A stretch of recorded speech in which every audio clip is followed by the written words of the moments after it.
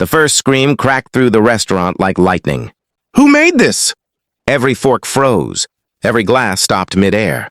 Because I knew that voice. Jonathan Vail, America's loudest billionaire. The man whose food reviews could make or break a restaurant overnight. I swallowed. "Please don't let this be about the dish I made. Please." But then the manager darted to his table.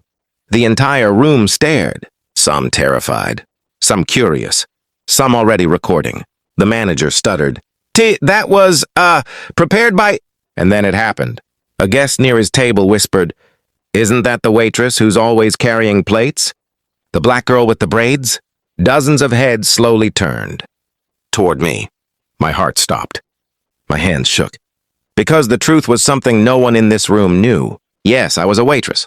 But late at night when the kitchen emptied, when the chefs were gone, I cooked.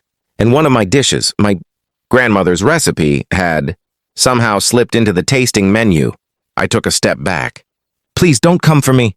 But the billionaire stood, chair screeching, napkin falling, eyes locked on me.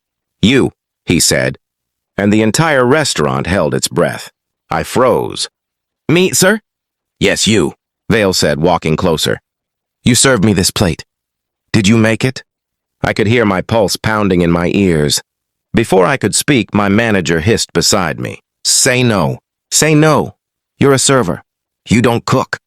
But something inside me snapped.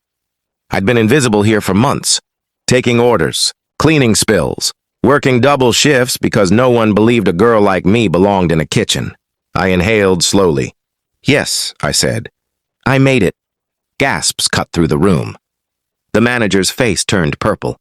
"What do you think you're doing?" "You are not authorized." The billionaire held up one finger, silencing him instantly. He turned back to me. "What's your name?" "Naomi," I said. "Naomi Russell." He studied me for a long, uncomfortable moment. The kind of silence that felt like being weighed on a scale. "And where," he asked softly, "did you learn to cook like this?" I clenched my fists. "In my grandmother's kitchen." "In Mississippi." More whispers spread across the room. Before he could say anything else, the head chef stormed out of the kitchen furious. "What is happening?" he roared. "Who is accusing my kitchen?" Then he saw Naomi, me, standing in front of the billionaire. "You?" he laughed. "She's just a waitress. She doesn't know the difference between a roux and a reduction." Vail raised an eyebrow. "Oh?" He gently pushed his plate toward the chef. "Then explain why this is the best dish I've had in 10 years. The chef's jaw dropped. The manager choked. Guests murmured in disbelief. All eyes were on me now, and for the first time, I didn't look away. Vail sat back down slowly, staring at the plate like it was a map to buried treasure. "Naomi," he said, "this dish, what do you call it?" He gently pushed his plate toward the chef. "Then explain why this is the best dish I've had in 10 years. The chef's jaw dropped. The manager choked. Guests murmured in disbelief. All eyes were on me now, and for the first time, I didn't look away. Vail sat back down slowly, staring at the plate like it was a map to buried treasure. "Naomi," he said, "this dish, what do you call it?" My throat tightened. "Butter pecan chicken. My grandmother's recipe. She raised me in her kitchen. Every flavor you tasted, that's her." The billionaire nodded, quiet, thoughtful. Then he said, "Bring me another plate." The head chef exploded.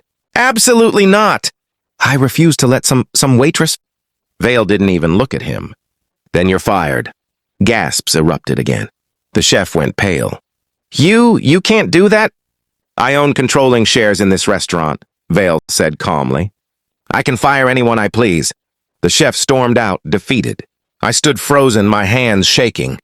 I whispered, "Sir, I'm not a trained chef." Vail lifted his glass. "Good. Trained chefs lose soul." You cook with memory." He leaned forward. "I want to meet the woman who taught you this." My eyes burned. "She passed away last year." The billionaire softened for the first time. "I see." He stood. "Naomi Russell," he announced to the entire restaurant.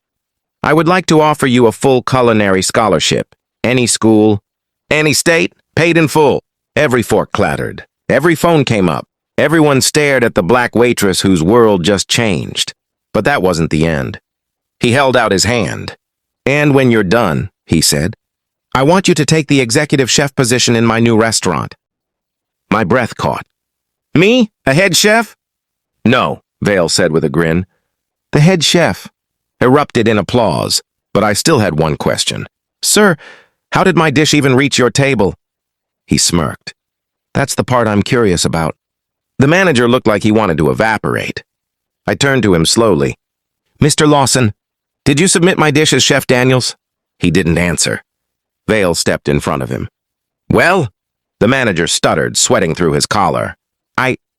It was a mistake. No, it was Daniel needed help. No, And then he muttered the real truth under his breath. No one would take a dish seriously from you. Whispers exploded. Phones zoomed in. But the billionaire just smiled coldly. Thank you, he said. You just admitted everything. The manager's eyes widened. No, wait. Vale snapped his fingers. 2 security staff walked over instantly. Escort him out permanently. The waiter who had spent months ignoring me, criticizing me, telling me to stick to serving, was dragged through the lobby as the entire restaurant watched. My eyes watered, not with sadness, but with justice. After the chaos calmed, the billionaire stood in front of me again. Naomi, he said, why haven't you tried to become a chef before now? I stared at the apron in my hands.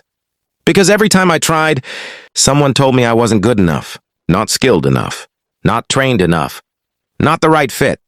Vale tilted his head. You want to know why this dish is perfect? I nodded. He pointed to my heart. Because you cook from here. You're not guessing. You're remembering. Tears finally spilled down my cheeks. I whispered. My grandmother used to say, food is the memory of people you refuse to forget. Vale smiled. Then you, Naomi Russell, are about to make the whole world remember you. The room broke into applause again.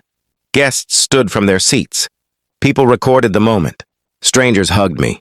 And for the first time in my entire life, I felt like I wasn't invisible. That night, I walked into the kitchen. Not as a waitress, but as a chef.